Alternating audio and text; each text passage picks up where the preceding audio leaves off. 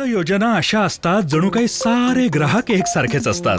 खरं तर प्रत्येकाची जशी ओळख वेगळी तशा गरजाही वेगवेगळ्या असतात. म्हणूनच सारस्वत बँकेकडे आहेत कॉर्पोरेट्स, SMEs, व्यापारी, प्रोफेशनल्स, महिला उद्योग, self help groups, international trade आणि प्रत्येकासाठी उपयुक्त अशी बिझनेस लोन्स. प्रत्येक व्यावसायिक गरजेसाठी योग्य अर्थसहाय्य. सारस्वत बँक, मिले यहाँ दोनों जहां. नमस्कार. शनिवारच्या देशदूत संवाद कट्ट्यामध्ये तुमच्या सगळ्यांचं स्वागत. या शनिवारी जो विषय आम्ही चर्चेला घेऊन आले आहोत थोडासा संवेदनशील. त्याचं कारण असं आहे की या एवढ्यातच स्वप्नील लोणकर या तरुणानं आत्महत्या केली आणि आपण माध्यमांमध्ये हे सगळंच वाचलं, ऐकलं. ती आत्महत्या एवढ्यासाठी त्यांनी केली कारण की MPSC झालेले, परीक्षेत पास झालेले, पण केवळ अजून पोस्टिंग मिळत नाहीये, पुढची प्रक्रिया होत नाहीये असं त्यांनी त्याच्यात नमूद केलं होतं.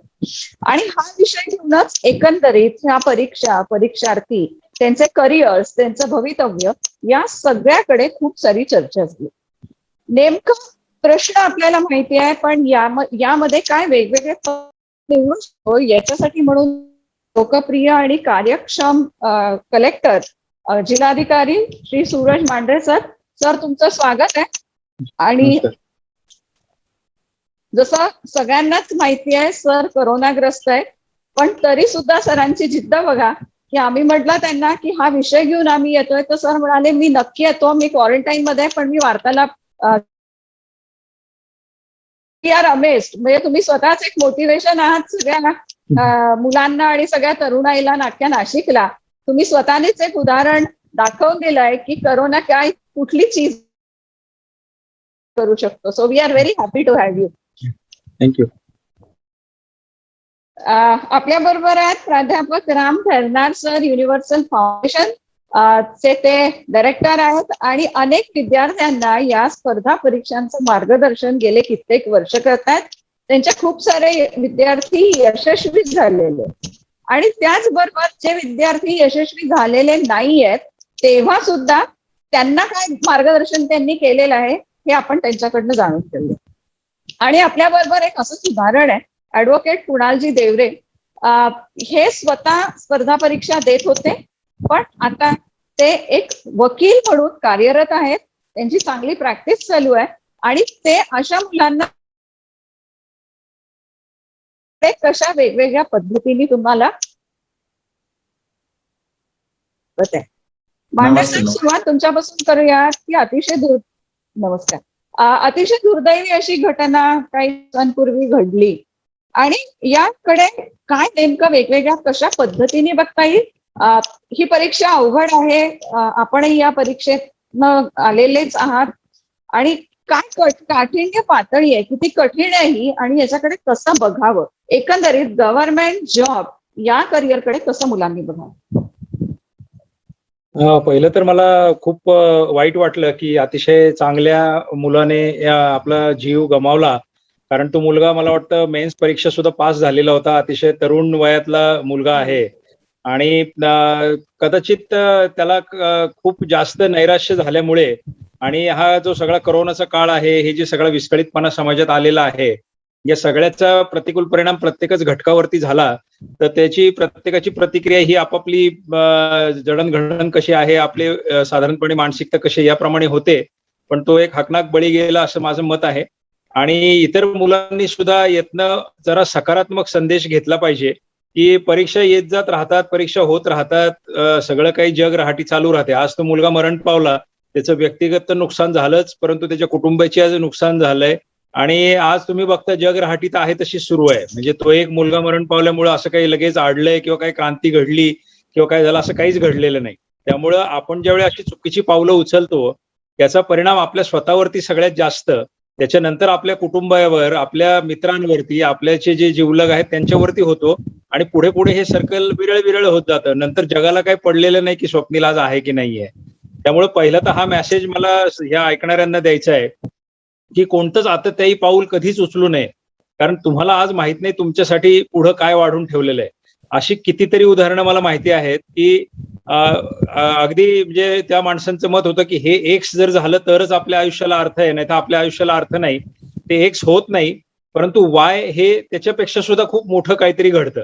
अशी आपल्याला चांगलं. अनंत उदाहरणं मिळतात आणि आपण एकमेकांनी सुद्धा ही अशी अनंत उदाहरणं एकमेकांच्या समोर ठेवली पाहिजे. कधीतरी एखाद्याचं नगरसेवक पदाचं तिकीट हुकतं आणि त्याला आमदारकीचं तिकीट मिळतं. कधी एखाद्याचं आमदारकी मिळते, दुसरा कोणीतरी तसाच राहतो, 6 महिन्यांनी तो डायरेक्ट राज्यसभेचे मंत्री म्हणून निघून जातात. तर ही अशी उदाहरणं आहेत. व्यवसायामध्ये अशी उदाहरणं आहेत की एखादा व्यवसाय कसा बसा चालला, शेवटी नाद सोडून दिला आणि सहज काहीतरी वेगळं करायला निघालो तर तिथे एकदम मोठं काहीतरी घबाड हाती लागलं. अशी अनेक उदाहरणं आहेत. काही माणसं लवकर नोकरीला लागतात, काहींच्या नशिबात ती वेळ लवकर येते की 21व्या वर्षी एखादा पटकन बँकेत क्लार्क म्हणून चिटकून जातो आणि दुसरा त्याचा सोबती जो असतो त्याला मात्र काही नोकऱ्या मिळत नसतात. हा क्लार्क असाच क्लार्क म्हणून राहतो. कदाचित 30व्या वर्षी तो दुसरा जो कोण आहे तो त्याच बँकेत ऑफिसर म्हणून निवडला जातो. ही 10 वर्ष तो त्याच्या मागे असतो, पण ही ससा कासवाची रेस सतत चालू असते जगामध्ये. त्यामुळे आपल्याला शेवटच्या श्वासापर्यंत हे माहिती नाहीये की आपण कशासाठी बनलोय, आपल्या नशिबात नेमकं काय चांगलंय. आता ह्या मुलांनी जर थोडा दम धरला असता, कदाचित इंटरव्ह्यू पण झाले असते, कदाचित तो युपीएससीलाही बसू शकला असता, कदाचित तो आणखी काही करू शकला असता. असं काही कुणी जन्माला येताना थोडं असं फिक्स म्हणून आलेलं आहे. माझ्याबद्दल तुम्ही उल्लेख केला, मला तर मी कॉलेजमध्ये ऍडमिशन जी घेतली कॉमर्सला, ती मला ऍक्च्युअली व्हायचं होतं चार्टर्ड अकाउंटंट. माझे मार्क्स चांगले असतानाही मी कॉमर्सला ऍडमिशन यासाठी घेतली. माझे सगळे मित्र इंजिनिअरिंगला गेले, परंतु मी चार्टर्ड अकाउंटंट होण्यासाठी कॉमर्सला ऍडमिशन घेतली. मग नंतर मी एनसीसीत गेलो कॉलेजमध्ये असताना, कारण एनसीसी किंवा एनएसएस काहीतरी एक घ्यायचं होतं. एनसीसीत गेल्यावर मी पोलीस मित्र म्हणून काम करायला लागलो. नंतर ते युनिव्हर्सिटी वगैरे मध्ये काहीतरी ड्युटी करायला लागलो, गणपती बंदोबस्त करायला लागलो आणि मग असं वाटायला लागलं पोलीस खात्यात जावं, किती डॅशिंग खात आहे, चांगलं खात आहे. मग मी एमपीएससी कडे वळलो. पोलिसांची चॉईस द्यायचा का कोणतं द्यायचं, हे माझे एक शिक्षक होते श्रीनिवास इनामदार म्हणून. ते म्हणाले तुझा पिंड हा जास्त सिव्हिल सर्व्हिसेस कडचा आहे, पोलीस खात्यात तुझं बहुतेक नीट जमणार नाही वगैरे. मग मी तिकडे वळालो. म्हणजे करिअर प्लॅन हा कुठून कुठे येत गेला आणि मी 22व्या वर्षी सिलेक्ट झालो. तर हे उदाहरण मी यासाठी देतोय की प्लॅन बी हे आपोआपच असतातच. म्हणजे प्लॅन बी परमेश्वराने तुमच्या आयुष्यात पेरलेलेच असतात. तुम्ही खुलेपणाने ते स्वीकारले पाहिजेत. म्हणजे आपण जर आडेलपणा करायला गेलो की आता ही बस चुकली म्हणजे मी डायरेक्ट जीवच देणार, असं नाहीये. मागे बस, रेल्वे, विमानं अनेक वाट बघतायत तुमच्यासाठी. ते काहीतरी घ्यायला तुम्हाला येणार आहे. तुम्ही जरा टिकून बस स्टँडवरती थांबलं पाहिजे तिथे. एवढंच मला सुरुवात तरी करताना एवढं सांगायचंय. निश्चितच आहे की टिकून राहणं आणि तो पेशन्स ठेवणं हा सगळ्यात महत्वाची गोष्ट आहे. त्यांना सर साधारण दरवर्षी किती मुलं या परीक्षांना बसतात आणि काय आकर्षण आहे मुलांमध्ये या परीक्षांचा, आणि आपल्याला आता दिसतंय की ही संख्या वाढत चाललेली आहे आणि एकंदरीत ज्या प्लेसेस आहेत म्हणजे प्लेसमेंट आहे ती संख्या त्या तुलनेत वाढत नाहीये, पण बसणाऱ्यांची, परीक्षार्थ्यांची संख्या त्या तुलनेत खूप मोठ्या प्रमाणात वाढतीये. काय अट्रॅक्शन आहे नेमकं मुलांमध्ये? अट्रॅक्शन मला तरी असं वाटतं सगळ्यात मोठं अट्रॅक्शन जे आहे ते ग्लॅमर आणि पॉवर्स आणि सेफ्टी, या 3 गोष्टी ज्या आहेत ना, ह्या दुसऱ्या कोणत्याच ठिकाणी नाहीये. म्हणजे आता उदाहरणच जर द्यायचं झालं तर एक शासकीय कर्मचारी आहे, तुम्ही कुठल्याही विभागाचा घ्या, की एक इंजिनियर असेल, एखादा आरोग्य मधला असेल, एखादा पोलीस मधला असेल, एखादा हे अगदी आपण एक साधारण कर्मचारी घेऊ, म्हणजे खूप अगदी हाय प्रोफाईल ऑफिसर किंवा ऑल इंडिया सर्व्हिस मधलं सोडा. एक नॉर्मल समजा एक क्लास 2 वगैरे तरी उदाहरण घेतलंय की डेप्युटी इंजिनियर आहे, एखादा इन्स्पेक्टर आहे किंवा एखादा डॉक्टर आहे. काय होतं, समाजातला सगळा वर्ग जो आहे त्या सगळ्या वर्गाचा हा व्यक्ती केंद्रबिंदू असतो. म्हणजे त्याच्या फॅमिलीमध्ये सुद्धा याचं स्टेटस सगळ्यात वरती असतं की एक गव्हर्नमेंट सर्वंट आहे म्हणून, की याला माहिती आहे कायद्याची, याला ऍक्सेस आहे, लोकप्रतिनिधींशी ऍक्सेस आहे, पेपर्स मध्ये यांची नावं येतात, हे काय करतात, यांच्या बारीक सारीक गोष्टींकडे लोकांना एक कुतूहल असतं की हे जीवन कसं आहे. कारण वर्षानुवर्ष आपण इंग्रजी राजवटीमध्ये असल्यामुळे आपल्याला ब्युरोक्रेसीचा जो प्रभाव आहे आपल्यावरती, तो काही कितीही जरी नावं कोणी ठेवली, म्हणजे आता पूर्वी ब्युरोक्रॅट शब्द वापरायचे, आता आपण बाबू डोम शब्द वापरतो, किंवा काही जरी म्हणलो तरी आपण शब्दात जरी बदल केले तरी लोकांच्या नजरेत बदल काहीच झालेला नाही. आज सुद्धा दिव्याची गाडी येते. आता मी बघतो की रस्त्याने जात असताना मर्सिडीज पुढे असते. कधी कधी मुंबईला तर अशी परिस्थिती असायची की पुढे 5-10 मर्सिडीज, बाजूला 2 ऑडीज, मागे 10-12 जॅग्वार, आणि एखादी पोलिसांची गाडी जर मध्ये असेल तर त्या पोलिसांच्या गाडीकडे लोकांचं लक्ष असतं की आतमध्ये कोण बसलंय, काय करतंय, लक्ष जातं. तर हे जे 150-200 वर्षाचं जे प्रभाव आहे ना, हा काही असा सहजासहजी जाणारा नाहीये. तर ती एक पॉवर जी आहे ती लोकांना खूप आकर्षक वाटते. आणि तिसरी गोष्ट सेफ्टी. म्हणजे तुम्ही सेफ्टी इतकी जास्त आहे, म्हणजे कधी कधी आम्हाला सुद्धा आश्चर्य वाटतं की तेवढी नकोय खरं. म्हणजे एखादी व्यक्ती एकदा शासकीय नोकरीला लागली तर तिच्याला शासकीय नोकरीतून तिला काढणं किंवा तिचा पगार न होणं किंवा पगार कमी होणं किंवा काही पण निगेटिव्ह गोष्टी घडणं हे खूप अवघड आहे. म्हणजे आपण खाजगी क्षेत्रात जर बघितलं तर कशाचं काहीही होऊन जातं. म्हणजे तुम्ही आता मोठ्या मोठ्या माणसांची उदाहरण घेतली, घ्या सायरस मिस्त्री सारखी व्यक्ती घ्या, की आज ती व्यक्ती एका क्षणी कुठल्या पदावर पोहोचली आणि दुसऱ्या क्षणी कुठल्या पदावर आली. असं अशी Absolutely. झटके जे आहेत ते गव्हर्नमेंटमध्ये नॉर्मली नाहीत. नॉर्मली म्हणजे अगदीच तुम्ही भयंकरच काहीतरी प्रचंड गडबड केली तर काहींवर कारवाई होते, जेलमध्ये जाण्याची सुद्धा वेळ येते. हे जरी खरं आहे, पण ते प्रमाण अगदीच नगण्य आहे. म्हणून लोकांना असं वाटतं की या तिन्ही गोष्टींकरता मुलांचं आकर्षण खूप मोठ्या प्रमाणावर आहे. शिवाय इनिशियल इन्व्हेस्टमेंट काहीच नाही. म्हणजे बऱ्याच लोकांना आता वैद्यकीय क्षेत्रात जायचं असेल, इंजिनियर व्हायचं असेल, तर त्यांना फीज वगैरे एवढे जास्त आहेत की ते प्रत्येकाला परवडत नाही. इथं कसं आहे, इथं तसं पाहायला गेलं तर शून्य म्हणलं तरी खर्च इतकं सोपी गोष्ट ती आहे. या सगळ्या कारणांमुळे मुलं जास्त आकर्षित होतात असं वाटतं मला. Right sir. Ram Khairnar sir, तुम्ही मला असं सांगा की आता जसं सरांनी सगळे हे खूप विस्तृतपणे सरांनी समजावून सांगितलंय की मुलं याकडे का आकर्षित होतात, किती मुलं साधारण ही परीक्षा येत आहेत आणि कुठल्या कुठल्या परिस्थितीतून येत आहेत, खूप खर्च करतायत का? कारण की आज आपण सर म्हणाले की इन्व्हेस्टमेंट नाहीये, पण आपण एकीकडे बघतोय की मुलं खूप सिरीज लावतात, टेस्ट पेपर्स लावतात, क्लासेस लावतात आणि तितका वारंवार त्यांचा तो खर्च वाढतोय किंवा अगदी छोट्याशा घरातनं पण आलेली असतात, पण स्वप्न मोठी घेऊन येतात. स्वप्न घ्यायला हरकत नाहीये, माझी स्वप्न निश्चित मुलांनी बघावी, पण त्या स्वप्नाला काही रिअलिझम असतंय का? तुमच्या एकंदरीत अनुभवातनं तुम्हाला काय दिसतं? म्हणजे मांढरे सरांनी जे सांगितलं ना, अत्यंत म्हणजे समर्पक सांगितलं आणि तीच एक गोष्ट आहे की जी ग्लॅमर आहे या पदांसाठी आणि आपण सर्वजण त्याला दोषी आहोत ते तसं ग्लॅमर आपण तयार करायला. म्हणजे कोणी पोलीस म्हणून सिलेक्ट झाला किंवा पोलीस इन्स्पेक्टर झाला तर त्याचं खूप कौतुक केलं जातं, त्याचा सत्कार केला जातो. पण कोणीतरी चांगला चहा टपरीचा व्यवसाय करत असेल, स्वतःचा रोजगार कमवत असेल, कोणीतरी चांगला हॉटेल चालवत असेल तर त्याचा कोणी सत्कार करत नाही. तुम्ही लग्न समारंभात पाहिलं तर कोणीतरी एखादा अधिकारी येऊन उभा राहिला तर त्याच्या बाजूने लगेच वलय तयार होतं, जसं काही तो मॅग्नेट आहे आणि आजूबाजूला सगळं. आणि त्याचबरोबर एखादा सचोटीचा माणूस असेल, प्रामाणिकपणे काम करणारा असेल तर त्याच्याकडे कोणाचं लक्षही नसतं, जेव्हा की दोघं सारख्याच जबाबदाऱ्या पार पाडत असतात. तर सरांनी जे सांगितलं की हे सिक्युरिटीचा जो पॉइंट आणून ठेवलेला आहे आणि घराघरातून नोकरीची सुरक्षितता पाहिजे, जॉब सिक्युरिटी पाहिजे, तर ह्या जॉब सिक्युरिटीने आपली मानसिकता तशी करून ठेवलेली आहे की आपल्याला गव्हर्नमेंट जॉब एक जॉब सिक्युरिटी देतो. म्हणजे जसं सरांनी सांगितलं की भयानक काहीतरी गडबड केलेली असेल तरच नोकरीतून काढलं जातं. एक वेळेस सिलेक्ट होणं अवघड आहे, आपलं सारी सोपं आहे, पण नोकरीतून काढणं अवघड आहे. म्हणजे एवढी त्याची प्रक्रिया गंभीर करून ठेवलेली आहे. त्याच्यामुळे लोकांना असं वाटतं की आपण त्या पदावर गेलं पाहिजे सिक्युरिटी. आणि लॉकडाऊनच्या काळात मी पाहिलं की खासगी नोकरी व्यवसायात जे होते त्या लोकांना म्हणजे रोजगाराचा प्रश्न निर्माण झाला. त्या उलट सरकारी क्षेत्रातल्या लोकांना म्हणजे बऱ्याच लोकांनी कामच केलं नाही. जसं की आता मांढरे सरांनी प्रचंड काम केलंय, त्या कन्सर्न डिपार्टमेंटने खूप लोकांनी काम केलंय, पण काही लोक असे पण होते की ज्यांनी कामच केले नाही त्यांना मात्र चांगला पगार मिळाला कंटिन्युअसली.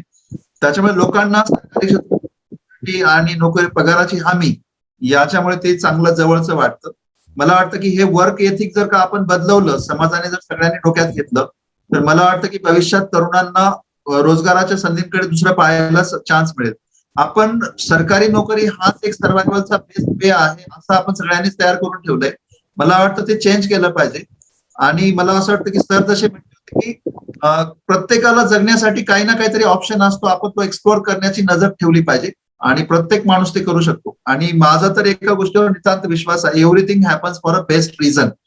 तुम्ही फेल झालात तरी पण त्याच्या मागे रिझन असतं. जर समजा तुम्ही नगरसेवक नाही होऊ शकला तर डेस्टिनीला काहीतरी वेगळं हवा असेल, तुम्ही ते एक्सप्लोर केलं पाहिजे काय हवं होतं. आणि जन पळभर म्हणतील हाय भारत आंबेंची कविता आहे. तुम्ही आत्महत्या जरी करून घेतली तर तुमच्या अंत्यविधीनंतर 1 तासानंतर लोक आपल्याकडे जेवण करतात आणि जेवण करताना ते लोणची मागतात, पापड मागतात, मीठ मागतात, कांदा मागतात. तुमच्या मरण्याचं कोणाला सोयरसुतक नाहीये आणि दशक्रिया विधीला अगदी गोडधोड करून खातात. म्हणजे अगदी बोंदी करतील, जलेबी करतील आणि 1 महिन्यानंतर तुम्हाला विसरलं जातं. त्याच्यामुळे तुम्ही असं काही समजू नका की तुमच्या मरण्याने काही फरक पडणार आहे.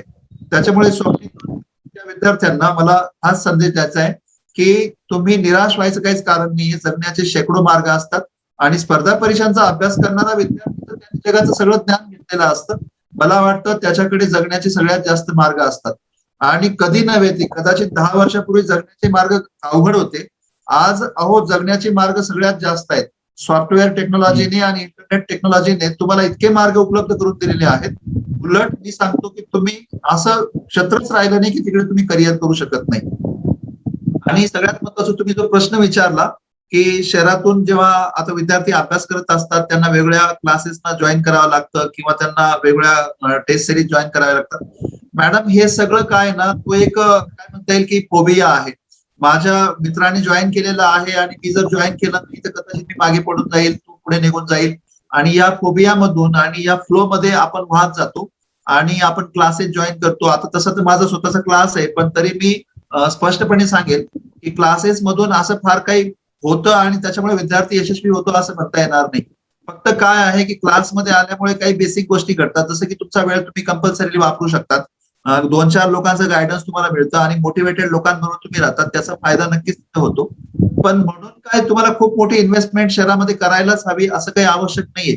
किंबहुना आज इंटरनेट आणि व्हिडिओ कॉन्फरन्सच्या माध्यमातून आणि ऑनलाईन लेक्चरच्या माध्यमातून तुम्ही अगदी तुमच्या मळ्यात राहून सुद्धा तुम्ही ऑनलाईन लेक्चरचा अनुभव घेऊ शकतात, लाभ घेऊ शकतात. त्यासाठी काही फार तुम्ही इन्व्हेस्टमेंट करून शहरात येऊन राहायची काही आवश्यकता राहिलेली नाहीये.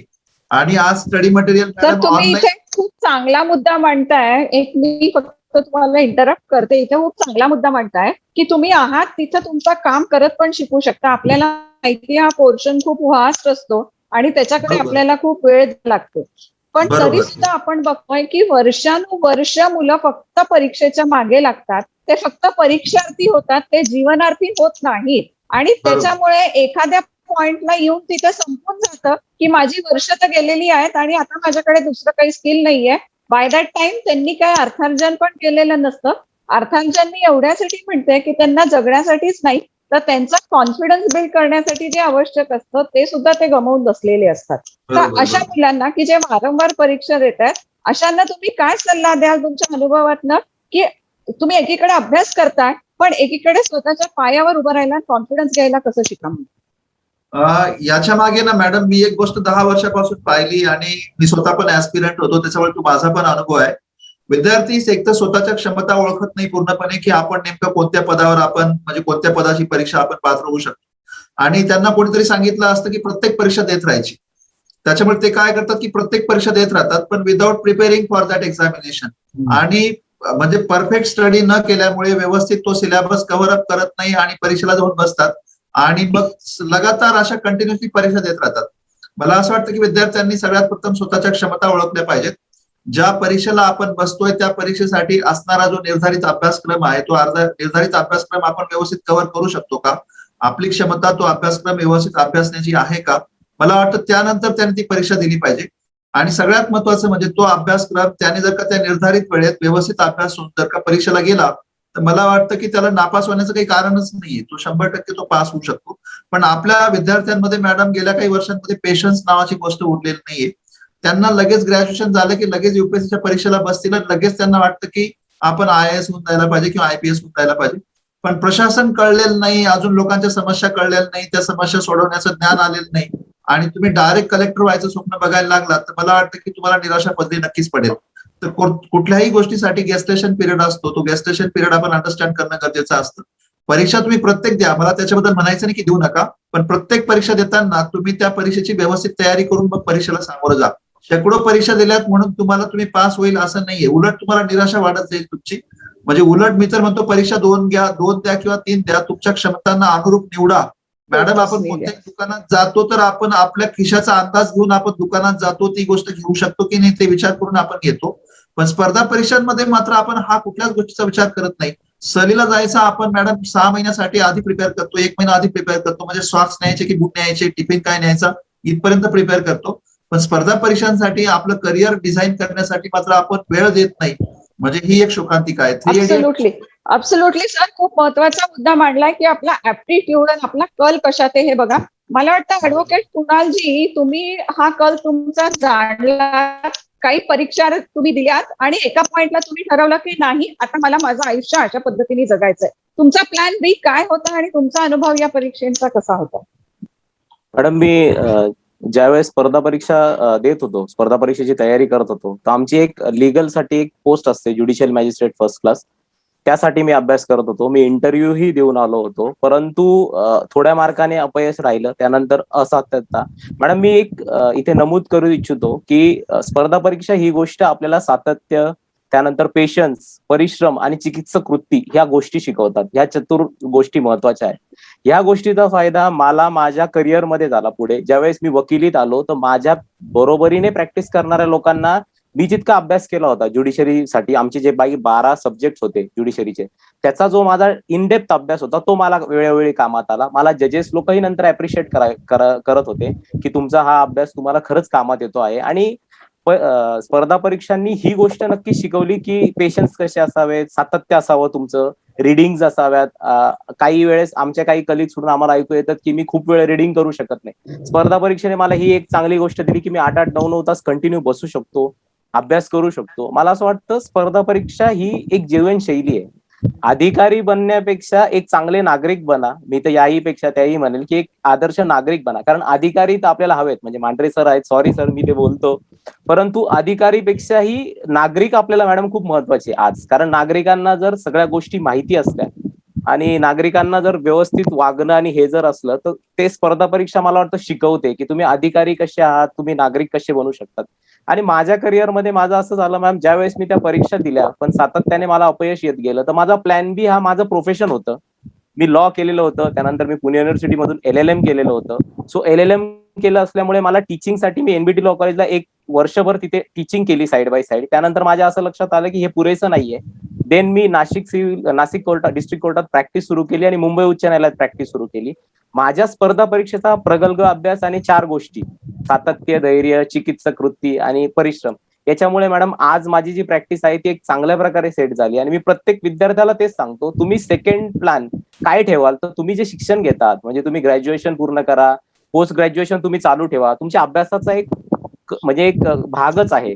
MPSC तुम्ही देतात, मग तुम्ही पोस्ट ग्रॅज्युएशन करत राहा, तुम्ही कुठले तरी कोर्सेस करा, तुम्ही अपडेट राहा. MPSC करता करता तुम्ही आणखी दुसऱ्या काही गोष्टी करू शकता, ते बघत राहा. आणि MPSC किंवा स्पर्धा परीक्षा मॅडम तुम्हाला जगात सगळ्यात जास्त अपडेट ठेवतात. म्हणजे माझ्या क्षेत्रातही भरपूर लोक मला त्यासाठी विचारायला येतात की बाबा याबद्दल तू काही वाचन केलं आहे का. तर एक फॉर्च्युनेट गोष्ट आहे, 2015 ते 2018 पर्यंत मी जो काही अभ्यास केलाय मॅडम, तो मला आज नक्कीच शिदोरी म्हणून कामात येतो आणि तो नक्कीच मला आयुष्यभर पुरेल मॅडम. Yes ma'am. निश्चितच. म्हणजे काही वाया जात नाही, शिकलेलं काही वाया जात नाही. तुम्ही जे इन्व्हेस्ट केलंय त्याचं फळ कुठे ना कुठे मिळतं. ते डायरेक्टली नाही मिळालं तरी जी तुम्ही दिशा निवडताय त्याच्यात सुद्धा तुम्हाला ते मिळू शकतं. मांढरे सर, एकंदरीत आता हे जे म्हणाले ते I think it reflects on the overall education system. आपल्याकडे मुलं आपला ऍप्टिट्यूड न बघता किंवा इंटरेस्ट न बघता, आपल्या क्षमता न बघता, माझ्या मित्रांनी इंजिनिअरिंग घेतलं म्हणून इंजिनियर झालो, किंवा मगाशी सर म्हणाले की मित्रांनी स्पर्धा परीक्षा दिल्या म्हणून मी देतोय, या बेसिक एज्युकेशन सिस्टीम कडे बघण्याची गरज आता जास्त वाटायला लागली आहे का, की तिथेच मुलांचा ऍप्टिट्यूड बघितला गेला पाहिजे? नाही, निश्चितपणे नाही. आपल्याकडे एक फार मोठी गफलत अशी झालेली आहे की आपण कंपार्टमेंटलाइज्ड एज्युकेशन सिस्टीम आपली आहे. म्हणजे आपल्याकडे अजूनही आज आता तुम्ही जगात बघाल सगळीकडे क्रेडिट सिस्टीम सुरू झालेली आहे. म्हणजे एकाच वेळेला मी बॉटनी आणि इतिहास, एकाच वेळेला मी कुठले तरी स्पॅनिश लँग्वेज आणि मायक्रोबायोलॉजी, काही मी कॉम्बिनेशन करतो. कारण प्रत्येक माणूस हा असा एकदम ब्लॅक अँड व्हाईट कधीच नसतो. म्हणजे आज मला कवितेची पण आवड असू शकते आणि मला गॅजेटची पण आवड असू शकते, परंतु मी जर एकदा आर्टच्या बसमध्ये बसलो तर मला सायन्सच्या पुस्तकाला हात लावायला सुद्धा परवानगी नाहीये. किंवा मी इंजिनिअरिंगला जर गेलो आणि चुकून कविता बिविता म्हणायला लागलो इंजिनिअरिंग कॉलेजमध्ये, तर म्हणतील ये आर्ट्स स्कूल का लडका इधर का भटक आहे. तर ते हे जे आपण कंपार्टमेंटलाइज केलंय त्याचा दुष्परिणाम असा होतो की आपली शिक्षण पद्धती कंपार्टमेंटलाइज आहे पण जग कंपार्टमेंटलाइज नाहीये ना. म्हणजे तुम्ही जे शिकून येत आहे तिथे, ते शिकून जगात ज्या वेळेला बाहेर येतात तिथे वेगळं. म्हणजे आपले नारायण मूर्तींचं फार चांगलं वाक्य आहे इन्फोसिसच्या.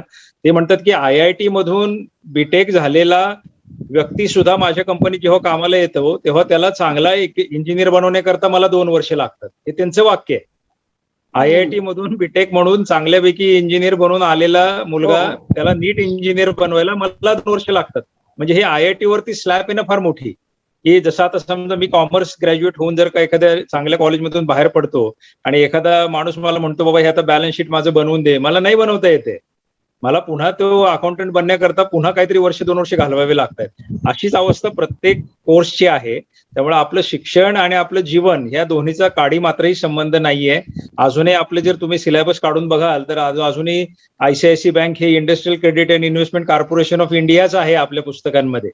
म्हणजे ते कुठं आहे ऑफिस आहे त्याचं तेही कोणाला माहित नाही आता, पण अजूनही आपण तेच एक 50 वर्षापूर्वीच्या ह्याच्यात गुंतलेलो आहोत. आपण मागे बघण्यामध्ये किती वेळ घालवतोय आणि आजची टेक्नॉलॉजी, आज आपण एन्व्हायरमेंट बद्दल काय शिकवतोय मुलांना, आज आपण नॅनो टेक्नॉलॉजी आली त्याबद्दल काय लिहितोय आपण, आज सप्लाय चेन बद्दल काय शिकवतोय, आज आपण आर्टिफिशियल इंटेलिजन्स बद्दल काय शिकवतोय, कुठे आहोत आपण तुम्ही सांगा. पॅचेस मध्ये कोणीतरी काहीतरी प्रयोग करतंय, एखादी दुसरी शाळा करते, एखादं दुसरं कॉलेज करतं, पण जीवन कुठंतरी पुढे निघून गेले ना आपण कुठेतरी मागे राहिलो. यातनं प्रॉब्लेम काय होतो, मी माझ्या बेसिक डिग्री घेऊन जेव्हा बाजारात येतो ना तेव्हा त्या डिग्रीला 0 किंमत आहे. म्हणजे ती डिग्री म्हणजे काय आहे, फक्त की मी पुढे काहीतरी करायला लायक आहे एवढ्याचा पुरावा आहे. म्हणजे जसं सिटिझनशिप कार्ड वगैरे असतं ना, बाबा तुमच्याकडे एक आधार कार्ड आहे, एक तुमच्याकडे इलेक्शनचं ओळखपत्र आहे, तर काय त्याच्यात त्यांनी तुम्हाला मिळणार काहीच नाही, फक्त ते असावं लागतं. म्हणजे it has to be there असं. एवढेच ते आपल्या डिग्रीची व्हॅल्यू आहे की माझ्याकडे BSc झालो मी आता म्हणा ठीक आहे, मग आता काय करायचं पुढे, BSc झालो, पुढं काय आता काहीच नाही. मग काय होतं, एक फार मोठी अशी पोकळी तयार होते. त्या मुलांना ह्या पोकळीचे आता मुलगा काय करतो, मुलगी काय करते विचारलं तर काहीतरी ते सांगावं लागतं ना पालकांना 22-23 वर्षानंतर.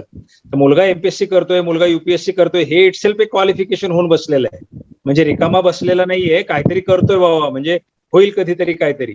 आणि त्याच्यात सुद्धा काही लोकांना ग्रेस वाटते फार मोठी. म्हणजे एखादा मुलगा जर म्हणेल नाही आता कुठेतरी चहा टपरी लावण्यासाठी जागा शोधतोय असं जर पालक म्हणले तर ते कपाळाला हात लावतील. पण आज तुम्ही बघा ते येवले चहा आणि साहेबा चहा, आमका चहा टमका चहा, त्या MPSCच्या मुलांच्या 5 वर्षांच्या पेक्षा ती मंडळी खूप शहाणी आहेत असं माझं मत आहे, की ते सुरुवात झाली आहे करिअरची त्यांच्या.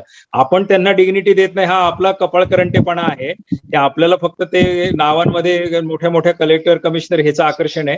पण ह्या प्रत्येकच माणसाची स्वतःची जडणघडण करून तो इस्टॅब्लिश झालाय, फार मोठी गोष्ट आहे. आपण त्याला किंमत दिली पाहिजे.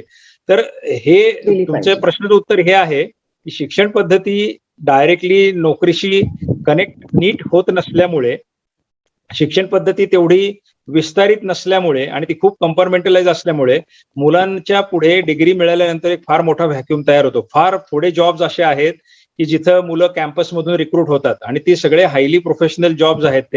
त्याची इन्व्हेस्टमेंट प्रचंड आहे. जे आपण जे म्हणतो ना 50 लाखाचं पॅकेज मिळालं नामकं तमकं, ते 50 लाखाचं पॅकेज मिळवण्याची जे इन्स्टिट्यूट्स आहेत ना त्यांची फीच 50-50 लाख रुपये आहे. त्यामुळे तिथं सर्वसामान्य नागरिक पोहोचू शकत नाहीत. असं कुठं नाही झालेलं की एखाद्या चिल्लर गावातल्या चिल्लर कॉलेजमध्ये कॅम्पस रिक्रुटमेंटला कोणीतरी आलं आणि 50 लाखाचं पॅकेज देऊन गेलं, असं कधीही होत नाही. त्यामुळं हे एक भूलथाप एक तयार झालेली आहे. बऱ्याच मुलांच्या समोर हा जीवन मरणाचा प्रश्न निर्माण होतो की डिग्री तर मिळाली, सगळं झालं, आता पुढे काय. मग काही जण मास्टर्स कडे जातात, काही जण काहीतरी टाइमपास करत बसतात, पण नोकरीशी काही कनेक्शन होत नाही. मग सगळ्यांचा जन्मदाता म्हणजे काय म्हणू त्याला, पालनहार कोण आहे, हे सरकारी नोकरी आहे. मग सगळेच जण इकडे वळतात. मग जसं ते मगाशी सर सांगत होते खैरनार सर की कोणी काही वकूफ बिकूफ काही बघत नाही. मग त्याच्यात पण कारण काय, तर त्याच्यात पण आपण अशा सक्सेस स्टोरी ग्लोरीफाय करून ठेवल्यात की 10वीला 2 वेळा नापास झालेला कलेक्टर झाला, नंतर कोणीतरी धुणी भांडी करणाऱ्या बाई होत्या, त्यांची मुलगी IAS झाली. हे 100 हजारातली एखादी उदाहरणं आपण एक जनरल उदाहरणं म्हणून इतक्या वेळा वाचतो की वाटतं की हे असं असल्याशिवाय. तर मी तर कुठेतरी जोक पण वाचला की ते मुलं म्हणतात बाबा जरा रिक्षावर जा म्हणजे मी तरी कलेक्टर होईल म्हणतात एकदा. की पालक जर फार गरीब परिस्थितीत असले तर मुलं कलेक्टर होतात असं आम्ही वाचतो. हे जे सगळे जे पकाऊ कार्यक्रम आहे ना, यामुळे काय होतं, मुलांना असं वाटतं की ठीक आहे हे झालं तर आम्ही आता ते किती दुर्मिळ उदाहरणं आहेत ती बघावं लागतं. असं नाहीये की असे सर धोपट कुणी पण होतं, पण ही उदाहरणं बिंबवली जातात, त्याच्या मागे काही कमर्शियल हेतू पण असतात आणि स्टोरी माणूस म्हणजे आपल्याला सोयीचं स्टोरी पिकअप करत राहतो. आता ह्याच्यावरती हे झालं जनरल. मला स्वतःला काय वाटतं ताई, की एक तर पहिली गोष्ट आहे ना, सर्व क्लासेस चालवणारी जे आहेत किंवा हे MPSC UPSC शी संबंधित जे काही घटक आहेत त्या सगळ्यांनी काय करायला पाहिजे. पहिली तर गोष्ट म्हणजे त्यांनी मुलांना हे सांगितलं पाहिजे की तुम्ही एक नंबर ऑफ इयर्स फिक्स करून घ्या आधी. हे काय होतं माहितीये का, हे असं मृगजळाच्या मागे लागणं काही बरोबर नाहीये. आता परिस्थिती अशी आहे की मुलं म्हणतात किती पण वर्ष लागू द्या, काही होऊ द्या, हे होऊ द्या.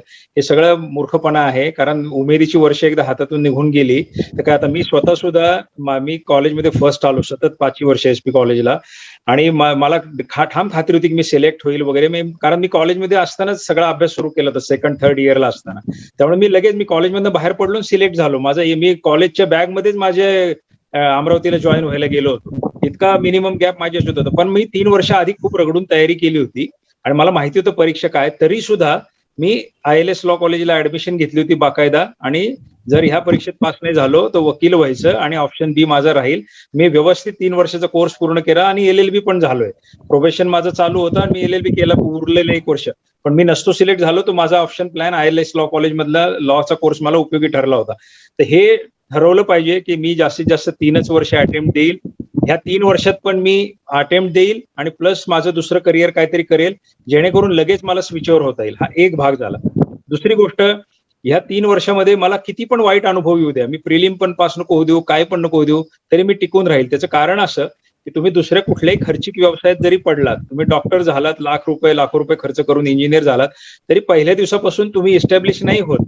तुम्हाला त्या प्रोफेशन मध्ये इस्टॅब्लिश व्हायला, आता तुम्ही पत्रकारितेमध्ये गेला असाल, तुमची वेळ किती लागतो. वर्ष गेल्यावर आज इतक्या वर्षानंतर आज तुम्हाला कोणी ओळखतं आणि तुमचं आज नाव तयार झालेलं आहे. तुम्ही काय डीजर केलं किंवा बीजर एमजर केल्या लगेच दुसऱ्या दिवशी तुम्हाला एवढी इज्जत मिळालेली नाहीये. नाही. तर त्याकरता आपल्याला कितीतरी वर्ष घालावे लागतात. ह्या परीक्षेचं उलट वैशिष्ट्य असं आहे, भलेही तुम्हाला सिलेक्ट व्हायला 5 वर्ष लागो, 5व्या वर्षी एकदा तुमचं पाऊल पडलं, खुर्चीत बसला तुम्ही, तर तुमचं सगळं मागचं धुतलं जातं आणि त्या दिवसापासून तुम्ही एकदमच म्हणजे हिरो बनून जाता.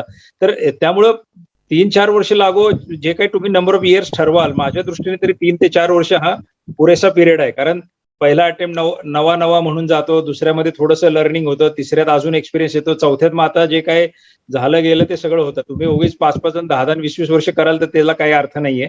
कारण आपण आपले मेंदू पण थकत जातो, मोनोटोनस होत जातो. हा माझा दुसरा मुद्दा सांगायचा सगळ्यांना की प्लॅन बी आणि काही नंबर ऑफ इयर्स फिक्स पाहिजे. तिसरा महत्वाचा मुद्दा असा आहे की याच्यात पास नापास असं नाहीये ऍक्च्युली ह्या परीक्षेत. याच्यात फक्त सिलेक्ट आणि नॉन सिलेक्ट असं आहे. त्याचं कारण असं आहे की जागा जर समजा 20च आहेत, आता बघा आतापर्यंत भारतात पंतप्रधान किती झाले, 14-15 लोक पंतप्रधान झाले. म्हणजे काय 14-15 लोक लायकीचे आहेत का भारतामध्ये? बाकीचे सगळे काही मूर्ख आहेत का? असं नाहीये, कारण ती पदच तेवढं आहे, ते पद एकच आहे भारतामध्ये. आता इथं जर का समजा ह्या MPSCनी ठरवलंय एकदा की आमच्याकडे 200 पद आहेत, आता बसले जर का समजा 1-2 लाख 3 लाख लोक, तर ते भलेही त्याच्यातले 1 लाखांमधले 99,000 लायकीचे जरी असले तरी 200च घेता येतील ना. म्हणजे ते 99,000 काही निश्चितच खराब सर. होते असं काही नाही. ते संख्या ठरलेली आहे, तेवढेच होणार. काय असं एकमेकांच्या अंगावर बसू नाही शकत की दिवसा तुम्ही अधिकारी व्हा आणि रात्री दुसरा होईल. ती संख्या वाढवू शकत नाहीये की कॅलिबर आहे म्हणून. मग कुठेतरी कट ऑफचा प्रश्न येतो. तर मुलांच्या मनामध्ये जी नैराश्याची भावना येते ना, तिचं कारण असं आहे की ते ह्या परीक्षेकडे पास नापास सारखं बघतात. हा पण त्यांच्यातला समज दूर केला पाहिजे. हे पास नापास नाहीये. तसं तुम्ही एक प्रयत्न केला, तुम्ही पण पात्र आहात, दुसराही पात्र आहे, तिसरा पण पात्र आहे, चौथाही पात्र आहे, पण खुर्ची एकच आहे. तर ती त्यातल्या त्यात जो अगदी बिंदूनी थोडासा पुढे आहे त्याच्याकडे निघून जाईल. असं तर अनेक वेळा झालंय आमच्या वेळी सुद्धा की काही मुलं पहिल्या वेळेला पास झाली, पण त्यावेळेला रिझल्ट उशिरा लागायचे, तर दुसरी परीक्षा पण तुम्हाला द्यावी लागायची. म्हणजे आम्ही असं झालं की प्रिलिम पास झालो, मेन्स पास झालो, इंटरव्ह्यू दिला, रिझल्ट लागला नाही म्हणून पुन्हा पुढची परीक्षा पण दिली. तर पहिल्या परीक्षेत पास झालेले लोक पुढच्या प्रिलिम मध्ये पण नापास झाले होते काही. असं उलट पण झालेलं आहे. म्हणजे त्यावेळी त्यांचा नंबर लागून गेला पहिल्या वेळेला, पण पुढच्या प्रिलिमला फेल झाले ते. अशी उदाहरणं आहेत. सो पास नापास ह्यामुळे स्वतःला जो माणूस इनडिग्निफाय समजतो, तसं अजिबात मुलांनी करू नये. हे जे सुसाईड बिसाईड होते किंवा फ्रस्ट्रेट, त्याचा तोटा काय होतो, तुम्ही दुसरं काहीतरी, आता बघा देवरे साहेबांसारख्या व्यक्तीने आज ते पॉझिटिव्हली घेतलं नाही, त्या मार्गाने झालं आपलं, ह्या मार्गाने आले तर तुम्ही एस्टॅब्लिश झालेला आहात. पण जर ते फेल्युअर घेऊन जर बाहेर पडला असतात ना, म्हणजे बाबा मला नाही ज्युडिशियल ऑफिसर होता आलं म्हणजे मी आता झिरो आहे, आय एम अ बिग. मी या मुद्द्यावर बोलत होतो की मी ऍडव्होकेट देवरेंचं उदाहरणावरती मला शेवट करावा असं वाटतो की परीक्षा ही तुम्हाला एका वेगळ्या करिअरच्या दिशेने घेऊन जाण्याचं एक माध्यम आहे, परंतु ती परीक्षा तुमच्या गुणवत्तेची काही टेस्ट नाहीये, हे प्रत्येकाने लक्षात घेतलं पाहिजे. आणि त्याचं निव्वळ कारण हे आहे की संख्या ठरलेली आहे किती लोकांना घ्यायचं. संख्या जर अमर्याद असतं, जसं आता आपण युनिव्हर्सिटीच्या परीक्षेमध्ये बघतो की सर्वांना 90%च्या वर मार्क मिळू शकतात, सर्वांना डिस्टिंक्शन मिळू शकतं, ते गोल्ड मेडल 100 लोकांमध्येही डिव्हाइड होऊ शकतं, सगळं काही शक्य. पण इथं परीक्षेत ती खुर्ची डिव्हाइड नाही होऊ शकत. तिथं 100 जर जागा असतील तर 100च जागा, फुल स्टॉप. मग भले 10,000 लोक जरी गुणवत्तेचे, म्हणून आपण स्वतःला आपल्याला रिजेक्ट केलेलं आहे किंवा आपल्याला काहीतरी कमतरता निर्माण झाली, आपण नापास झालेलो, ही भावना असू नये. जागा ठरलेली होती, एवढ्या लोकांची मिळाले, झालं, संपला विषय. जसं आपण बँकेत जातो, रांगेत उभे राहतो, 3 वाजता ते खटकन कॅशियर बंद करून टाकतो. म्हणजे काय आपण नालायक होतो किंवा आपण एकदम बेकार होतो, आता दुसऱ्या बँकेत पण आपण जाऊ नये, आता ह्या बँकेचं तोंड पण परत पाहू नये, असं काही म्हणत नाही ना आपण. आपण आपलं निघतो, तिथनं दुसऱ्या बँकेत जातो, तिकडं चालू असेल तर तिथनं पैसे काढतो, तिसऱ्या बँकेत जातो, तिथनं काढतो, जे एटीएम मध्ये जातो तिकडनं काढतो. रिजेक्शनची भावना घेऊन आपण ती खिडकी बंद झाली म्हणून निघून येत नाही. पण परीक्षेच्या बाबतीत मात्र मी अनेक लोकांचं असं बघितलंय की ते इतके डिप्रेस होतात की एमपीएससी नाही झालो म्हणजे संपलं जातं. असं नाहीये ऍक्च्युली. आज आपण जर बघितलं तर टोटल जे काही व्यवसाय आहेत अवेलेबल इकॉनॉमीमध्ये, त्याच्यातले 99% तर खाजगीच आहेत. सरकारची क्षमता किती आहे? सरकारी नोकर आज पूर्ण राज्याची जर संख्या तुम्ही काढली तर जास्तीत जास्त 14 ते 15 लाख सरकारी कर्मचारी आहेत आपल्या जवळजवळ 14 कोटी लोकसंख्येच्या राज्यामध्ये. म्हणजे किती संख्या झाली? आणि हे बाकीचे जे उरलेले आहेत सगळे 7-8 कोटी, हे सगळे खाजगी क्षेत्रात काम करतात, अतिशय उत्तम काम करतात, परदेशी दौऱ्यांवर जातात, फिरायला जातात. उलट तिथे तर काहीच आन्सरेबिलिटी नाहीये. इथे तर थोडंफार कोणी काय केलं तर म्हणतात यांना परवडतं कसं काय हे काय करायला.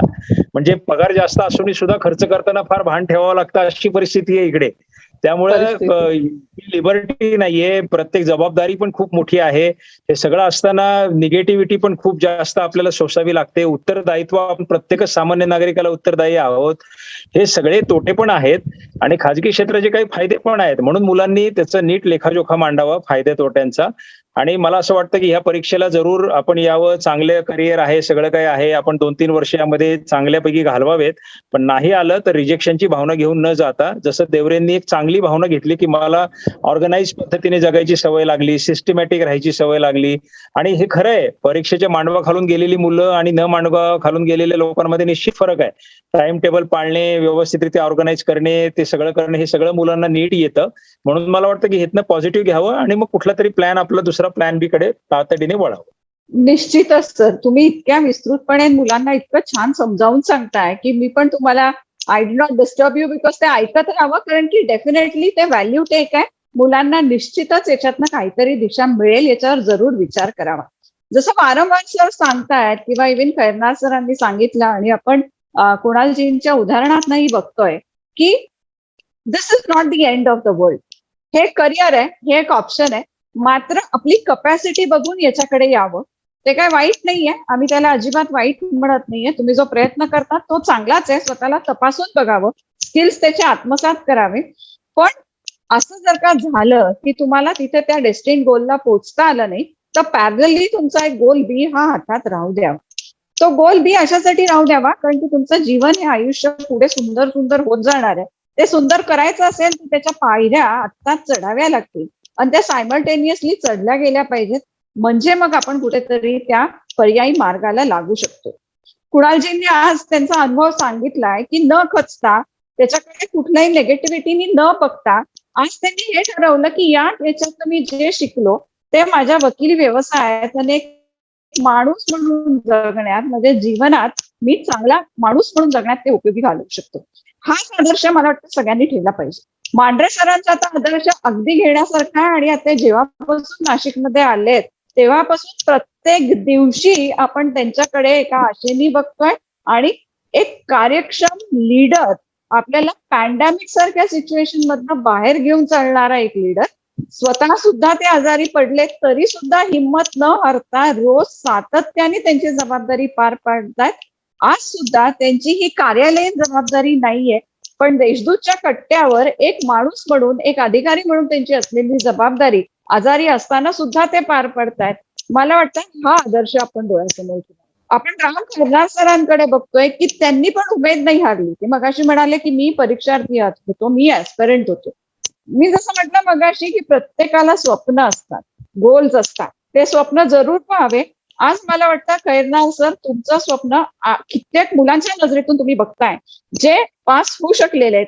की जे क्वालिफाय होऊ शकलेले आहेत, सॉरी मी पास हा शब्द नाही वापरणार, मांढरे सर जे सांगतायत ते बरोबर आहे, क्वालिफाय होऊ शकलेले आहेत, आणि जे क्वालिफाय होऊ शकलेले नाहीत पण सरांनी ज्यांना दिशा दिली आहे की अरे बाबा रे तू हे असंही आयुष्य जगू शकतो, अशा मुलांच्या नजरेतनं मला वाटतं सर त्यांचं स्वप्न साकार करतात. या कट्ट्यावर आलेली सगळी उदाहरणं आहेत आणि मला वाटतं nothing can end the world for you unless it is destined and it is nature. त्याच्यामुळे स्वतःच्या हातात ही दोरी व्हायचा प्रयत्न करू नका आणि आयुष्य सुंदर आहे त्याचा उत्सव, आम्ही जसं म्हणतो देशदूतला की जगण्याचा उत्सव करा, तो अनेक मार्गाने करता येऊ शकतो, तो जरूर करा. आयुष्याकडे खूप आनंदाने बघा आणि खूप मोठे व्हा. मोठं व्हायला अनेक मार्ग आहेत, ते मार्ग अवलंबवा. हाच आजच्या कट्ट्यावरचा तुम्हाला मेसेज आम्ही देतोय आणि मला असं वाटतं की मुलं निश्चित याचा विचार करतील. मांढरे सर तुम्ही आलात and I can't be more thankful to you in spite of all this situation. Thank you so very much. करणार सर आणि कुणालजी तुमचेही खूप खूप आभार की या कट्ट्यात तुम्ही Thank you, सहभागी थँक्यू. तुम्ही संधी दिली, Thank you so धन्यवाद madam. Thank you so much. Thank you. Thank you.